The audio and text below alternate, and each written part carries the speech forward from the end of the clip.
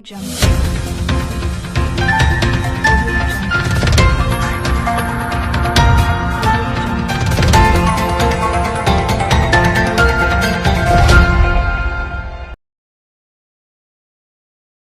News കാലാവസ്ഥാ വാർത്തയിലേക്ക് സ്വാഗതം. ഭൂമധ്യരേഖയ്ക്ക് സമീപം ഇന്ത്യൻ മഹാസമുദ്രത്തിനും ബംഗാൾ ഉൾക്കടലിനും മുകളിലായി ചക്രവാതച്ചുഴി രൂപം കൊണ്ടതായി കേന്ദ്ര കാലാവസ്ഥാ നിരീക്ഷണ വിഭാഗം. സിസ്റ്റം അടുത്ത 48 മണിക്കൂറിനുള്ളിൽ ന്യൂനമർദ്ദമായി ശക്തി പ്രാപിക്കാൻ സാധ്യതയുണ്ടെന്നും കേന്ദ്ര കാലാവസ്ഥാ നിരീക്ഷണ വിഭാഗം അറിയിച്ചു.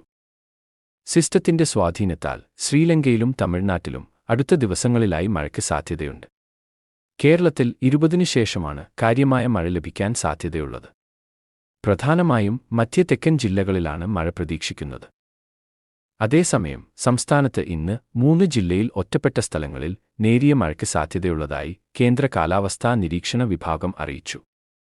പത്തനംതിട്ട, ആലപ്പുഴ, കോട്ടയം ജില്ലകളിലാണ് സാധ്യത. ഇന്നലെ പത്തനംതിട്ടയിലെ ചിലയിടത്ത് ഭേദപ്പെട്ട മഴ ലഭിച്ചിരുന്നു.